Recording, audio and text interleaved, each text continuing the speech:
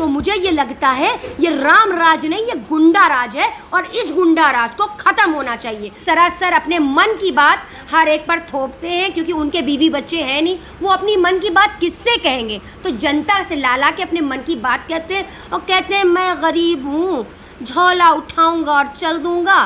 तो उनका ये झोला जो है वो बहुत महंगा पड़ रहा है सबको। उनकी गरीबी, उनकी चौकीदारी ये जनता को महंगी पड़ रही है।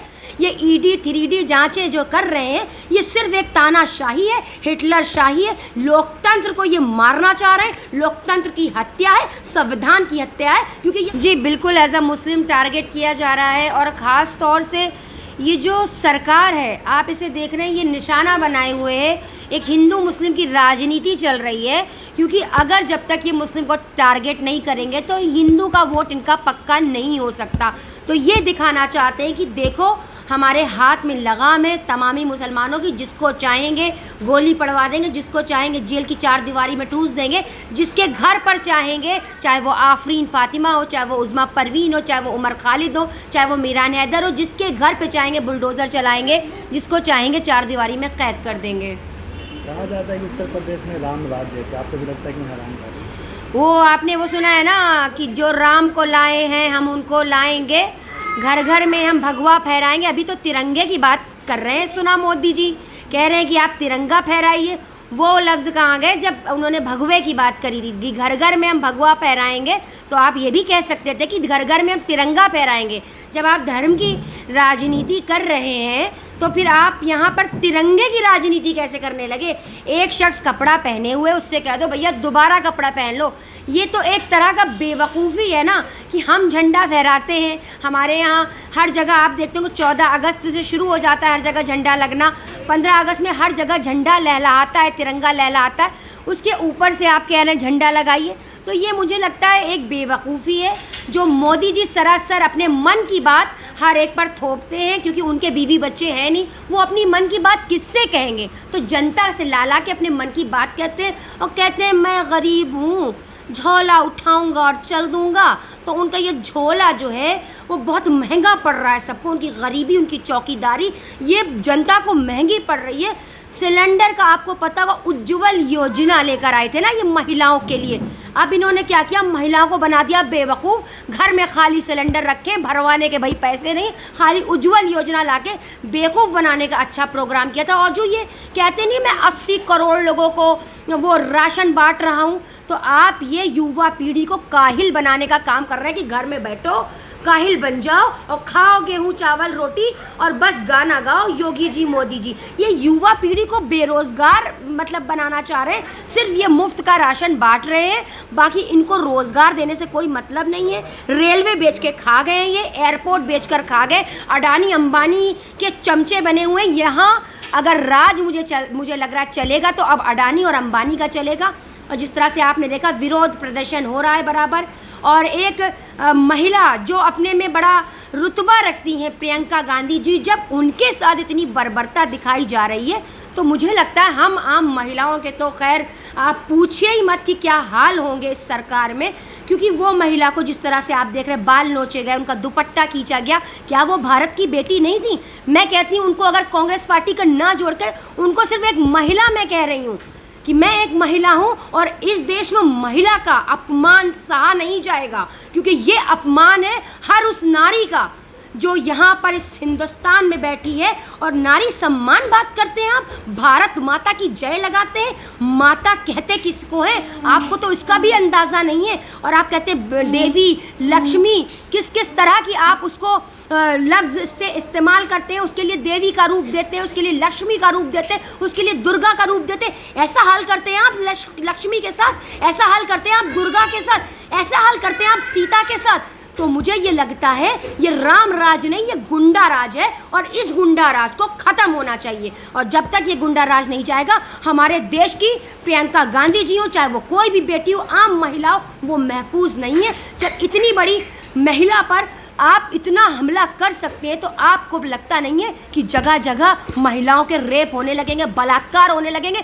तब तो मोदी जी, योगी जी बेटी बचाओ बेटी पढ़ाओ का खाली स्लोगन गाते रहेंगे और बेटियों के रेप होते रहेंगे। क्या कहना है बीजेपी वालों का कि वो भाई को बचाने के लिए, ईडी सीबीआई से बचाने के लिए सड़कों पर आई है, उसका महंगाई से कोई लेना देना नहीं है। देखिए, महंगाई से लेना उनको क्या है? अगर आप देखेंगे, अपनी तो पहले जांच कर लें मोदी जी, बल्कि ईडी की नहीं बल्कि उनको 3D की जांच करनी चाहिए। वो अपनी 3D जांच करें और पास से देखें कि उनके अंदर क्या क्या भरा हुआ है। ये जो काला धन समेट रहे थे, इन्होंने अपने पास ये काला धन रखा है, उसी के धन के बलबूते पे सबको ये टारगेट कर रहे हैं। ये ईडी 3D जांचें जो कर रहे हैं, ये सिर्फ एक तानाशाही है, हिटलर शाही है। लोकतंत्र को ये मारना चाह रहे हैं, लोकतंत्र की हत्या है, संविधान की हत्या है, क्योंकि ये कानून नहीं मानते, इनको कॉन्स्टिट्यूशन आता नहीं है और ये बलात्कारियों का स्वागत करते हैं, बलात्कारियों के ऊपर फूल बरसाते हैं, कातिलों के ऊपर फूल बरसाते हैं, गोली चलाने वाले को स्वागत करते हैं। ये है ये सरकार, ये झूठी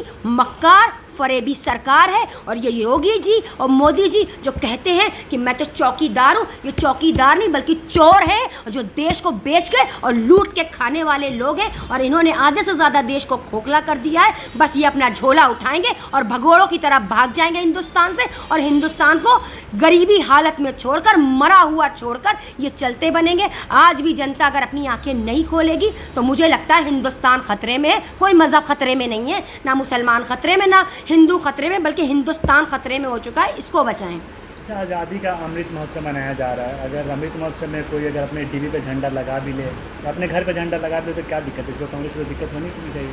क्या ये तमाशा है? झंडा लगा ले, झंडा लगा ले। क्या 70 सालों में इतने दिन से झंडा नहीं लगा? जब से देश आज़ाद हुआ है सन 1947 15 अगस्त से लेकर अभी तक, मुझे नहीं लगता कि कोई हिंदुस्तानी नागरिक ऐसा होगा जिसके आपको यहाँ पर झंडे की एक छोटा सा बैनर ना मिले, उसके घर पर झंडा ना मिले, या फिर स्कूल में झंडा ना मिले। कहीं आप स्कूल में जाएं, हर जगह देखें आप, नेशनल एंथम होता है, झंडा रोहड़ होता है, सुबह उठ के लोग 7 बजे झंडा फहराना शुरू। ये क्या तमाशा लगा रखा है? ये मुद्दे से भटकाने की कोशिश की जा रही है। महंगाई छुप जाए, बेरोजगारी छुप जाए, अर्थव्यवस्था जो GDP डाउन हो चुकी है वो छुप जाए, उसको छुपाने के लिए ये मक्खन पॉलिश करते रहते हैं। कभी तिरंगे जैसी कोई बात ले आते हैं, कभी कुछ ले आते हैं, कभी कहते हैं अरे भाई हिंदू खतरे में हो गया है, अरे मंदिर खतरे में है, फलाना खतरे में, धमाका खतरे में। भाई खतरे में कोई नहीं, खतरे में पूरा हिंदुस्तान डाल चुके हैं आप। हम सब किराएदार हो चुके हैं। मुझे लगता है कुछ वो दिन दूर नहीं जब हम लोगों से कहा जाएगा भाई नेपाल के बॉर्डर पर चीन तो आ ही चुका है, अब कुछ दिन के अंदर हिंदुस्तान में भी कब्जा होगा उनका, और हम लोग आपस में लड़ा के हम लोग को अपना वो झोला उठा के गरीब बन के चलते बनेंगे। लेकिन बीजेपी कह रही है इस जरिए से हम सच्चा राष्ट्रभक्त बनाना चाहते हैं, तिरंगा रैली करके, हर घर तिरंगा करके। वो बताएंगे राष्ट्रभक्त कौन है। अब आके वो लोग बताएंगे जो राष्ट्र का मतलब ही नहीं जानते, जिन्होंने पूरा देश को डुबो दिया है। आप हमें सर्टिफिकेट ना दें कि हम देश प्रेमी हैं या गद्दार हैं। आप तो शुरू से ही बांटते रहे, गोडसे वाले सुना होगा, गोडसे वाले बांट रहे सर्टिफिकेट गद्दारी का। बस इंतज़ार करो तुम सब अपनी अपनी बारी का। तो अब ये जानना चाहते हैं कि अब देखें हम अगर एक ऐसा स्लोगन छेड़ते हैं तो देखें इस पर क्या विवाद होता है। ये जनता को गुमराह कर रहे हैं, ये जनता को अंधेरे में डाल रहे हैं। ये दुनिया ये भला नहीं चाहते देश का। ये कहते हैं पाकिस्तान की, बांग्लादेश की, ईरान की, हर टाइम उस सब की बातें किया कर। अरे देश में अपने देश देखो ना। मैं तो नहीं जानती पाकिस्तान, मैं तो नहीं जानती कोई बांग्लादेश, मुझे उन लोगों से कोई मतलब नहीं, मुझे अपने हिंदुस्तान से मतलब है। हमारा हिंदुस्तान की अर्थव्यवस्था जा कहाँ रही है? अगर आपको बराबरी ही करना है ना तो बांग्लादेश पाकिस्तान की बराबरी ना करके आप अमेरिका और चीन की बराबरी करें ना। आपको अपने देश की बराबरी ऐसे मुल्कों से करनी चाहिए जिनको एक अच्छा मुल्क माना जाता है, एक अच्छा देश माना जाता है, जहाँ रोज़गार है, शिक्षा है, महिला सुरक्षा है। ऐसे देश की बराबरी करें ना। क्या पाकिस्तान और ये बांग्लादेश, इनसे बराबरी करेंगे आप तो भाई पाकिस्तान में जाके बिरयानी खाते हैं, शेख लोगों के जाके गले मिलते हैं, तब तो आपको नहीं याद आता राम भक्त और देशभक्त और राम के जो है भक्त। जब सारा आफत देश में आ रही होती तब आपको याद आता है पाकिस्तान, बांग्लादेश, ईरान, इराक, ऐसे मुल्कों के नाम याद आते हैं ताकि ये हिंदुओं के दिलों में नफरत को बो सके। जब खुद जाते हैं हाथ चूमते हैं शेख का, तब इनको ये नहीं लगता ये राम भक्त है, ये पाप कर रहे हैं।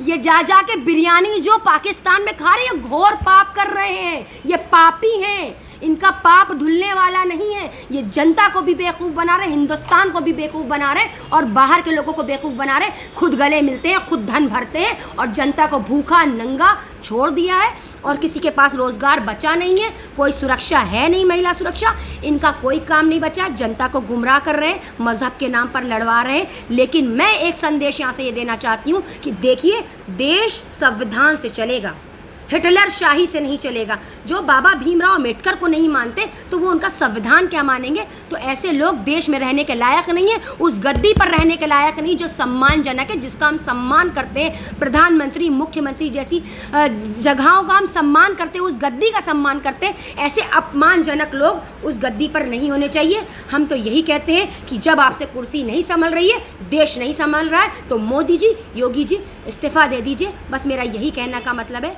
शुक्रिया। जय हिंद, जय भारत।